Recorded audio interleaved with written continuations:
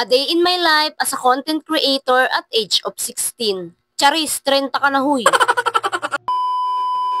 Biglang buhos nga yung malakas na ulan kaya bumaha na naman dito sa aming bahay kubo. Kaya etong mga gamit nga ay pinagkasya namin dito sa Papag. Sakto ba naman etong pagbaha na to kung kailan nga bumisita itong kapatid ni Papa Plates dito sa bahay. Kasama yung kanyang asawa at 3 anak kaya talagang nagsiksikan nga muna kami dito sa Papag kasama yung mga gamit. Ang bilis nga ng pagtaas ng tubig, halos wala pa atang kalahating oras na umuulan, bumaha na ng ganito. Mabuti na nga lang na itaas na agad namin etong kama, wala nang paglagyan niyan kaya talagang pinatong na lang namin sa upuan. Halos buong Quezon City ata binaha, yung mga kapitbahay nga namin mas mataas pa yung baha. At kahit humina na nga yung ulan ay tuloy pa rin ang pagtaas ng tubig. At akala nga namin hindi aabutin yung upuan na yan pero inabot pa rin talaga siya, ayaw niyang paawat. Kaya yung mga bata nga ay nilipat na namin sa Papag. Kahit yung suot na bota ni Papa Place ay inabot na nga rin ng tubig. At nung nawala na nga yung ulan ay pinaglinis ko na agad si Papa Plates habang ako ay naglalaban ng uniform ng mga bata sa CR. Sobrang hirap nga ng ganitong sitwasyon na konting ulan baha agad pero laban lang, kasama to sa pagsubok ni Lord sa aming buhay. Naniniwala ako na malalampasan din namin lahat ng pagsubok na to. At dahil nga kinarir ko na talaga ang pagiging affiliate, eto ako ngayon, oo.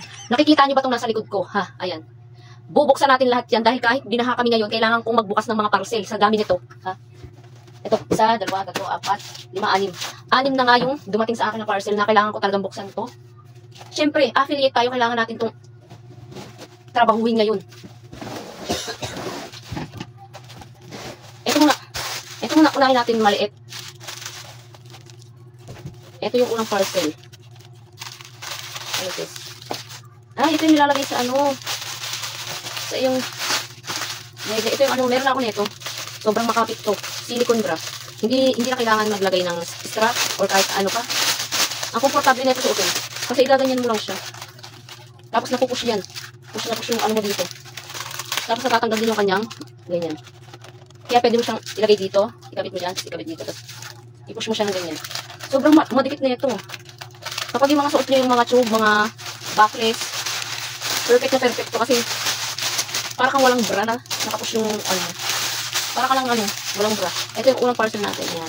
Meron akong ano nito, 4. Kasi sinusuot ko siya kapag ano, kapag mga ano yung suot ko, yung mga spaghetti, mga tube, mga backless yung kita sa likod. Hindi pala sinuot ko pala yun nung ano, nung nag-pictorial kami yung suot ko gown. Kasi di makikita yung likod. Para hindi makita yung mga strap ng bra, ganyan sinuot ko. Ito na yung pangalawa nating parcel. Ay, ito yung ano ng anak ko. Ito siya. Dumidede pa kasi sa bote yung anak ko, sa mga gantong baso lang. Ayun. Dumidede pa siya ng gatas, pero hindi na siya chupon sa ano na baso na ganyan. Ito yung ikatlo. Yung pagbukas natin, ano, maliit palaki. Sabi dito, buksan natin. Okay. Oh, may kasama siyang ganito. Ganda ko. Ito yung tumbler na ano, bagong tumbler to ng kada tumbler. Ito yung gusto ko, hindi na siya umabot ng ano. Nung nag-tour kami, ito yung gusto kong dalhin. Kasi hindi na siya umabot kasi nakarating lang na ito. Oh, ganda. Ito yung kada tumbler.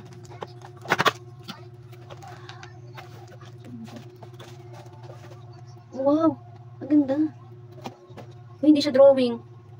Hindi drawing yung ano niya, yung dito niya. Oh. Paano to? Ito buksan. Ay, ito. Ito yung gusto kong dalhin doon sa ano namin, travel. Kaso hindi umabot. Ano siyang ganito?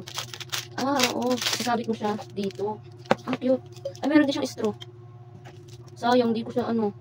Hindi siya umabot doon sa travel namin. Ang ganda kasi nitong ano na to, kaya gusto ko siyang dalhin. Parang ano na siya, 1 liter na tubig. Kung ilalagay mo dito 1 liter. Tapos pwede rin siyang ganito inumin. Yung nga, straw. Tapos pwedeng dito ka uminom. Oo nga, ang ganda. Pinapangarap ko lang to, nabilhin. Pero meron na ako ngayon. Ganda na. Pwede mo rin siya lagyan ng ano, mainit na tubig. 6 hours ata tumatagal yung mainit na tubig dito. Tapos yung malamig, 12 hours. Ito naman yung ika-4 na parcel. Mababa yung brightness. Kasi gamit namin dito sa bahay yung tissue. Ayan. 4 na siya, 4. Dami. 4 na tissue. 4 na parcel. Ito naman yung pang-5. Isa sa pinakamalaki. Ito, yung parcel na to. Ano nga ba to? Matandaan kung ano. Alam mo na. Uwa. Ay, ito pala yung biscuit na ganito karami. Sobrang dami. 2, 4, 6, 8, 10, 12. 24 pieces na, ano, ang dami oh. Ay, meron chocolate oats. Ito ba ito? Biscuit. Tsaka chocolate cookies. Tsaka butter cookies. Ayun oh. Sobrang dami. Parang ano ata ito? 200 plus. Sobrang dami. Pwede nyo itong papaon sa mga anak nyo. Ito yung pang lima. Tapos ito naman yung pang last. Ayun. Ito yung pang last natin. Parang ano naman to, yung tissue. Kasi yung mga anak ko tako sa tissue. Alam mo pinakain. Kinakain ba yung tissue? Pero parang lagi ko sa ano, ang dami. Ang dami pala to. 1, 2, 3, 4, 5. 5 pala to. 5 na tissue. Ayan o. Isasabit mo lang siya sa ano, sa pako. Ayan. Tapos dito mo bubuksan. Yung para sa mga karinderya. Bubuksan lang dito sa ilalim. So ayun na nga. Dito na nagtatapos ang ating video. At magliligpit pa kami ng mga gamit namin dito sa bahay. Kasi sobrang daming kalat kasi binahanga kami. Ayun lang. Bye-bye.